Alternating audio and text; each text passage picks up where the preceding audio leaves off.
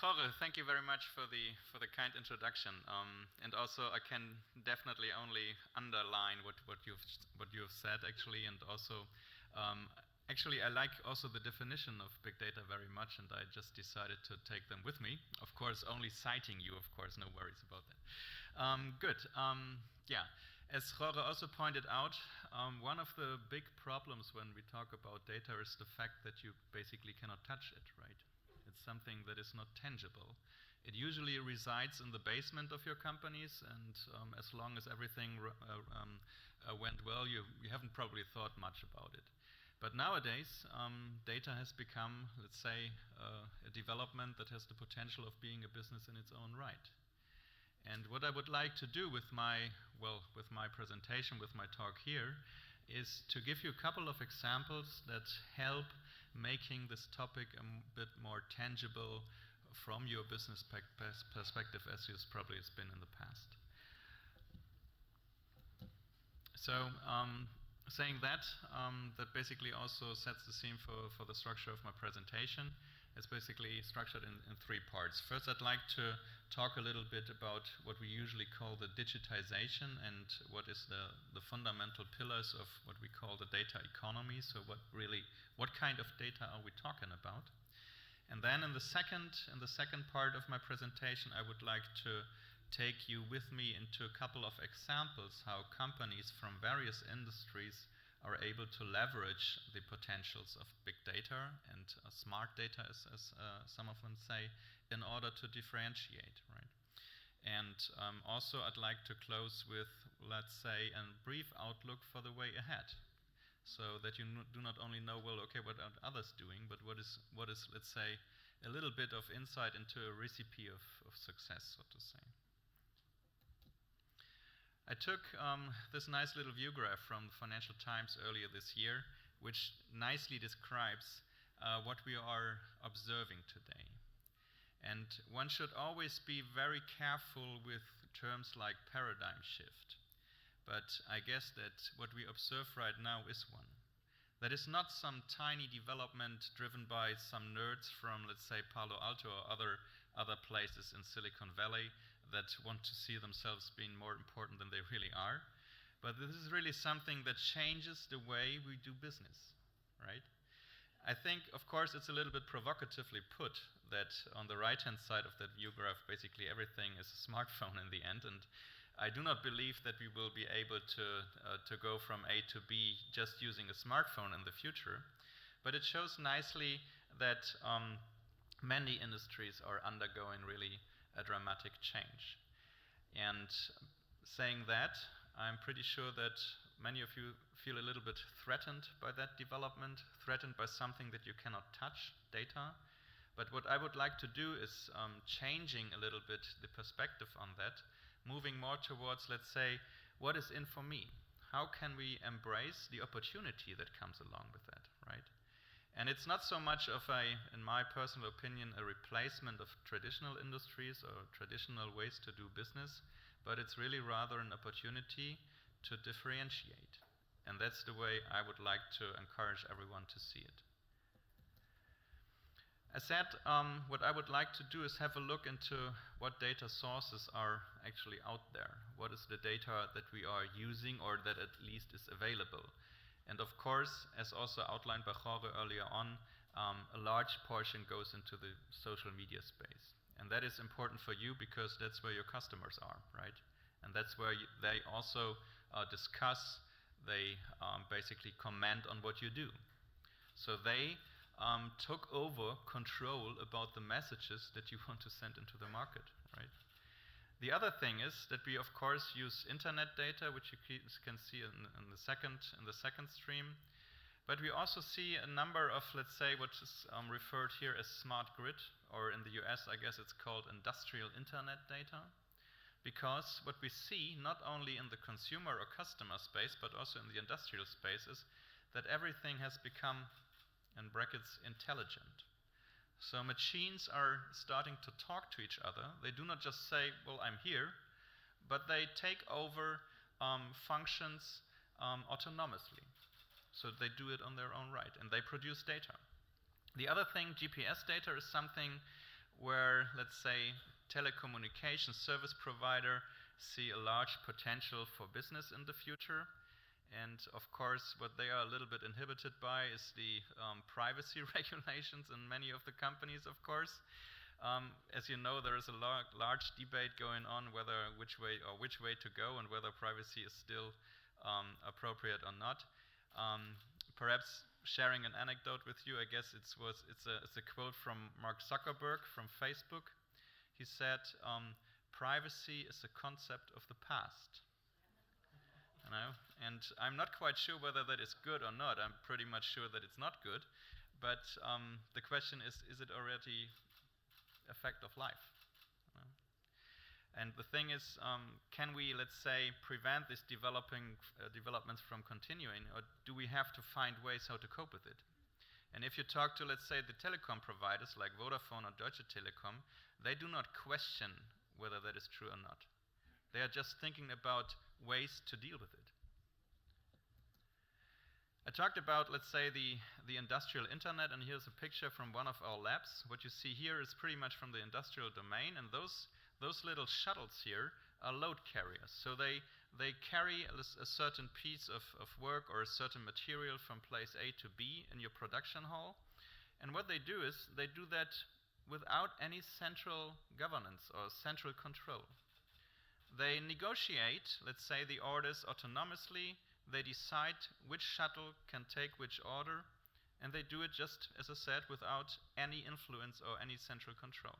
And that produces enormous amounts of data, right? The question is how to utilize this data.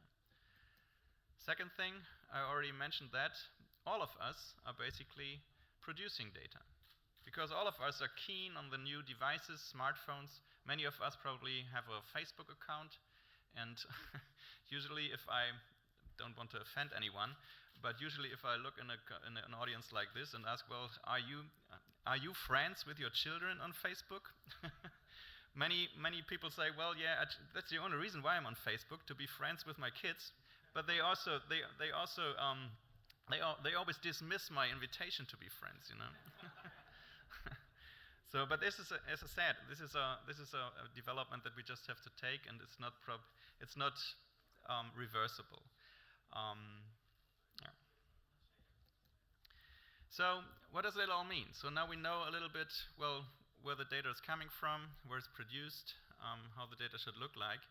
But what does it all mean for business, right? Because that's the ultimate question. Why probably you are also sitting here and listening to the presentation. And I'd like to dig into that into a little bit more detail.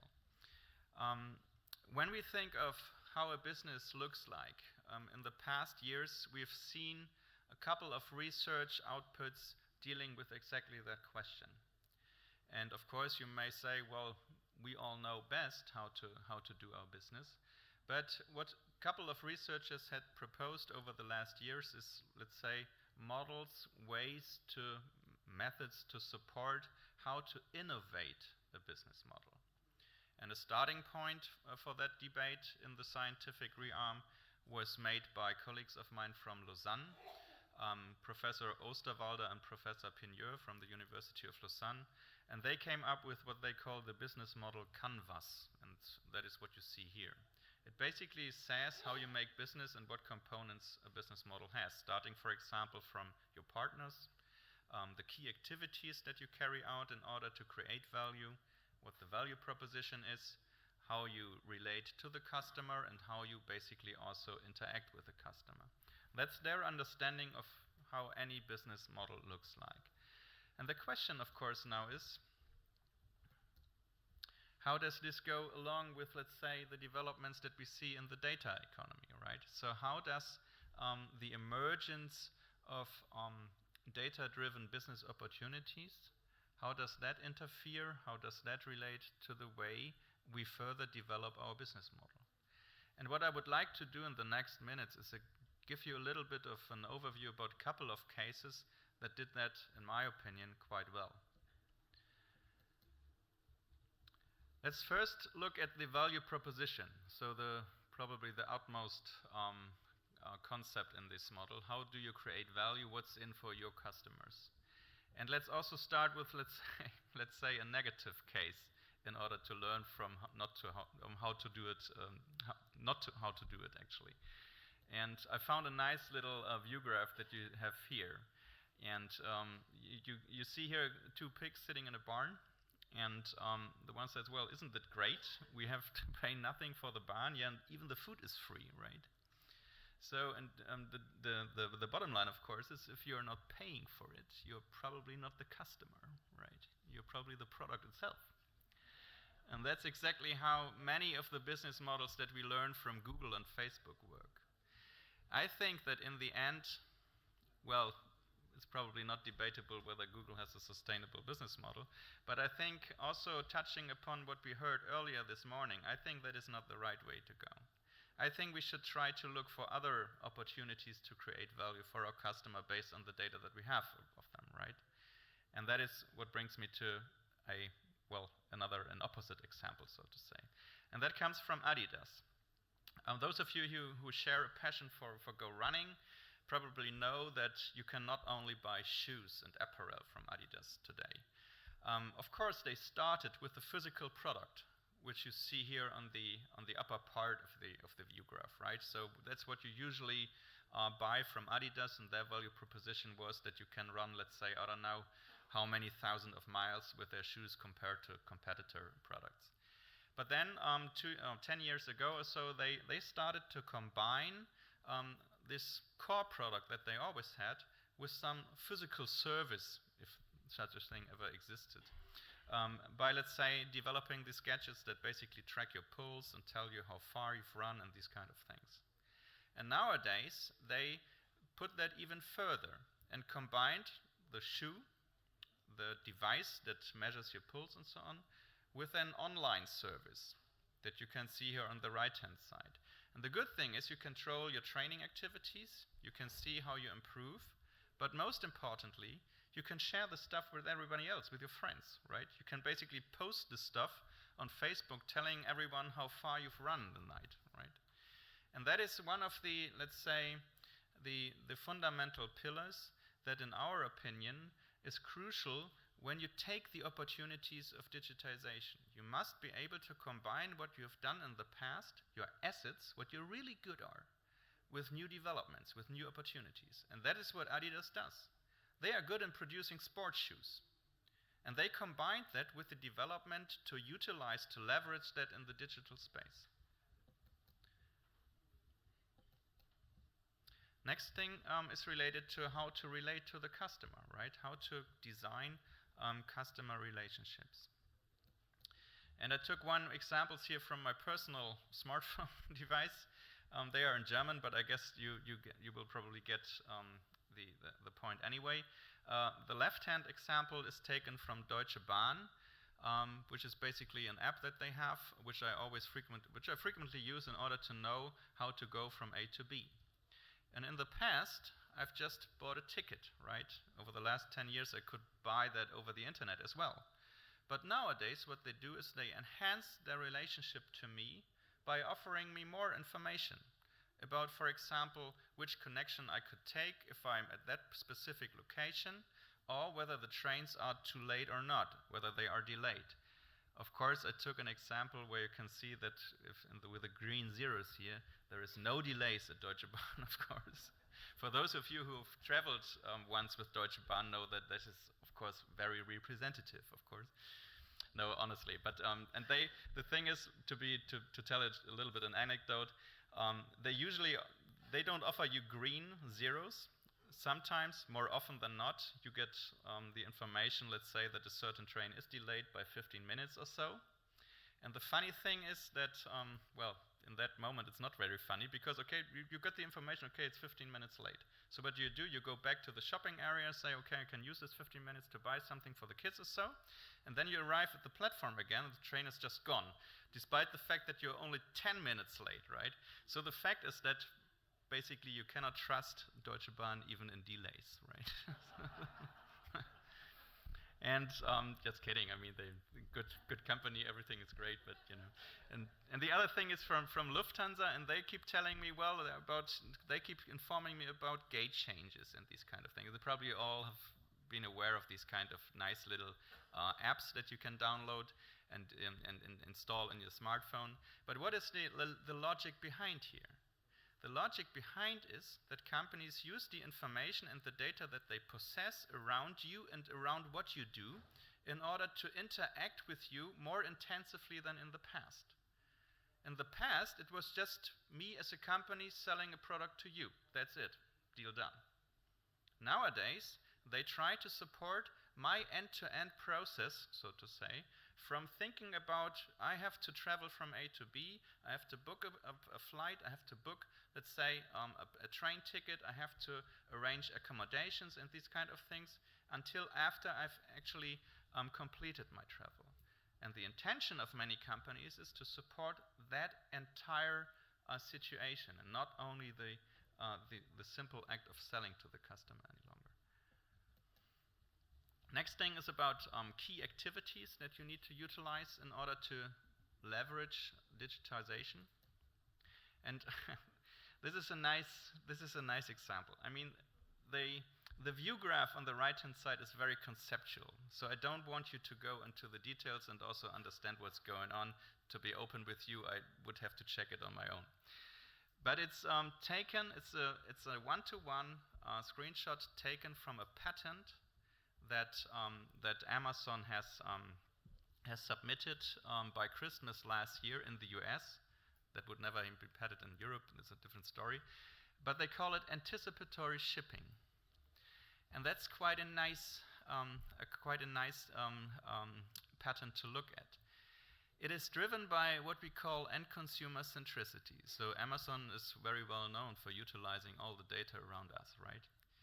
What they do is they ship before the customer actually buys. So they ship their products, the new books, into the vicinity of likely customers.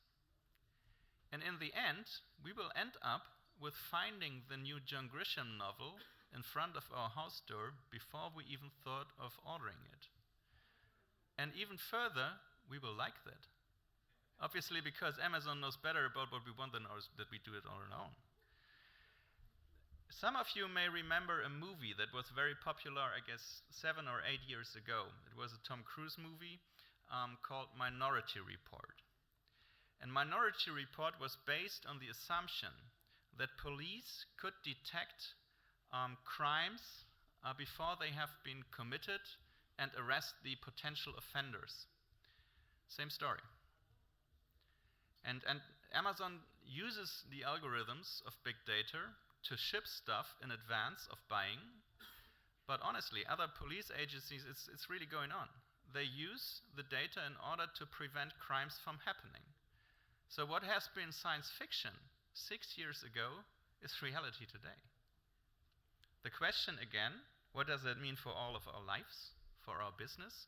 Because if we prevent crimes, if we get delivered novels that we like to read, it's a good thing, right? But of course, you can imagine many other things that are not so good. Okay, next one is key partners.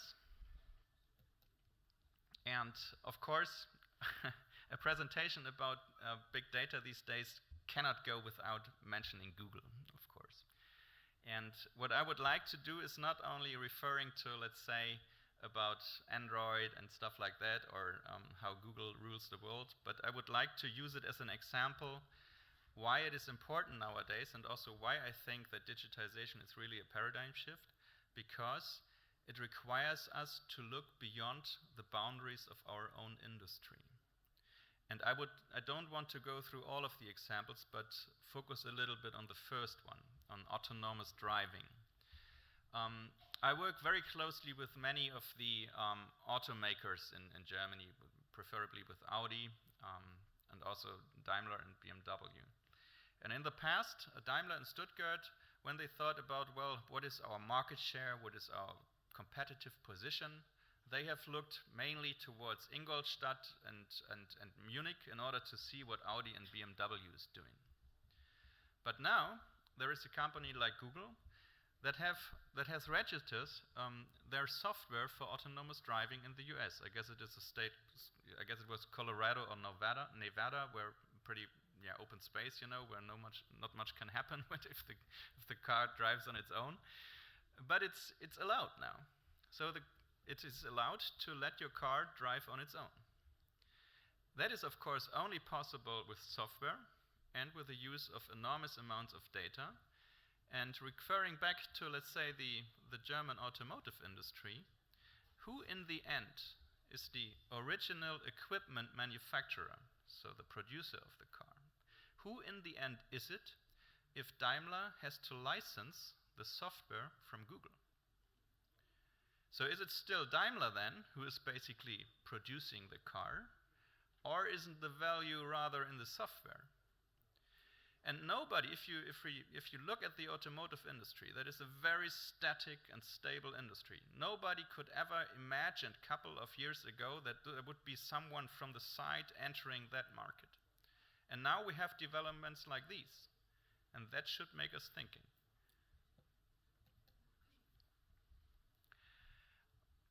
Another thing is, of course, how to handle the data. And I brought an example which is very technical. I also don't want you to go into all the details. But those companies here that you see here on the upper part of the chart, those are so-called digital native companies. So they grew up with, let's say, managing data, right?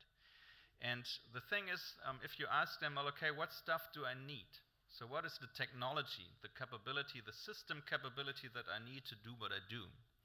Then you see many things like here, like cloud computing, big data software, machine learning, and crowdsourcing, stuff like that. And now I ask you, how many of you deploy these kind of things, right? I mean, we had the poll, and that was very promising, I must say. But the point here is that in order to leverage the potentials of data, obviously, you'd also need to have in place different technologies that you have in the past. Many industries are driven by, let's say, accounting information systems, ERP systems that have been developed 30 years ago. And you don't see these types of systems on this chart. So the question is, you need to run them because that's where your business is on, but you also have to think of how to leverage the new stuff and do that in parallel, and that's not an easy task to do. In Germany, there's an initiative going on which is called Smart Service Welt, and it's intentionally using the German word for world, which is Welt, in order to stress a little bit that it came from Germany, I guess, for what's, I don't know why, another reason could be. But the main findings of this joint endeavor of policymakers, industry, and researchers for leveraging the potentials of data can be seen here on the right-hand side. And I'd like to go with you briefly through them, because that is not the recipe for success, but I think a checklist to have in mind when you think about how could, let's say, a transformed business model look like. First thing is focus on the individual. For you, that's probably not new, but for many industries that have focused on wholesalers, dealers, and so on, that is completely new. The focus is now on the consumer, on people like us who want to come from A to B, who want to get healthy again, patients in hospitals, who want to do their work, who want to do shopping. So the individual is in the focus, and that is new for many industries.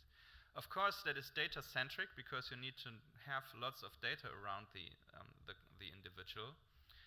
And what you do then with that data is try to create hybrid services, as in the example of Adidas. So combine what you're strong in, your asset, with some additional digital service. The next thing is that we see industries converging. Think of the Google example. And then, of course, you need to think about, well, where to store that data.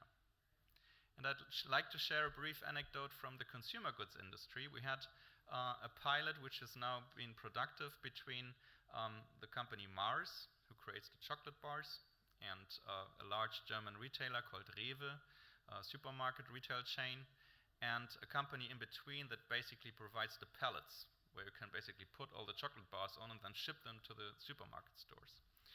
And what they did was, well, they encountered, well, nobody knows where the pallets are, 15% of the pallets that go astray, nobody knows where they end up. Of course, we still have out-of-stock situations in the supermarket. If we go into the supermarket and want to have our favorite sort of cereals, it's out of stock, and we leave the shop angry. And one solution for that was to equip all the pallets, the pallets where the stuff is shipped on, with intelligent RFID chips. And the interesting thing is that it worked out, so the process improved. But of course, there was lots of data created. And the question was, well, who collects the data? And what do we do with it? What platforms do we need? And suddenly, everyone in the chain encountered, well, we are not the right ones, so we need new platforms in the middle between us. And that is the case for cloud platforms. And in the end, of course, it's aiming at creating new business models, because we do not do it just for the sake of it, but of course to improve our competitive situation. And now I'd like to include the questions to the audience, and that is a little bit, do you think that that data is becoming a strategic resource for digital business models? So that is the first question, and I'd like to vote on that.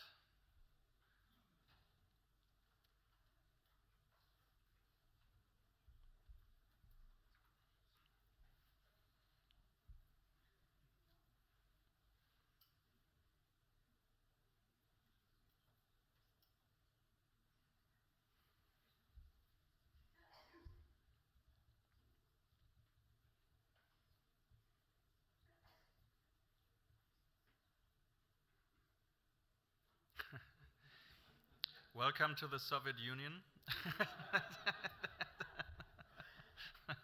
No, that's very, obviously, the message came across, right? Okay, let's now go to the second question that we prepared, which is, do you feel your organization is ready for the journey towards a digital business?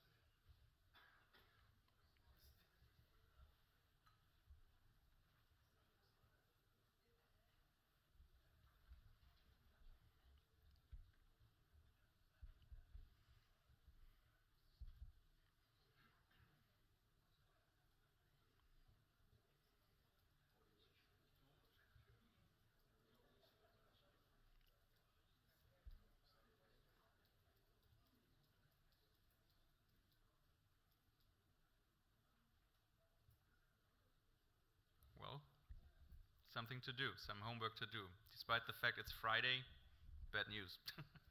Okay, good. And if we could return to the presentation, please. This is a little bit what comes now to take you a bit on the way ahead. Success is not guaranteed. There are lots of examples that you've seen here on this view graph that you don't want to, let's say, relate it to. So you don't want to be on this list, right? And that goes sooner than later, one must say. So my message is be prepared. Think of, let's say, what the opportunities are. Think of, and telling that again, how you combine what you're really good at, your true assets, with the new opportunities. Of course, large consultancies have also dealt with the question and identified a couple of obstacles and barriers to success. Interesting, inappropriate organizational structures. And I give you an example from a consumer goods producer, Beiersdorf, better known for its Nivea brand, so skincare stuff. And they also embraced digitization and made first steps towards the journey to a digital business. And they encountered, well, we have two departments that are related to that question. One is marketing, and the other is sales. And I'm not a marketing and sales person, but they usually said, well, marketing thinks in segments, right? Customer group, target groups. And sales is selling mainly to individuals. And with digital business models, this comes together and merges. So who in the end is responsible? Everybody wants, of course, but you really have to find a solution for that. The other thing is poor data quality. Do you really know your customer? Do you have consistency about your customer in all the databases that you deploy? Do you really know that your customer data is accurate? up to date, complete? I leave the answer to you. But of course, that is important to have in place if you want to leverage the new developments, right? Yeah, what we did was we started an activity, an initiative that we call Competence Center Digital Consumer Business, in which we team up with a number of industrial partners in order to create design solutions that allow companies to, as I said, to leverage the opportunities of digitization. At present, we do that together with Bayer, Micro, Nestle, and the Zürcher Canton, the Canton Bank of the Canton Zurich.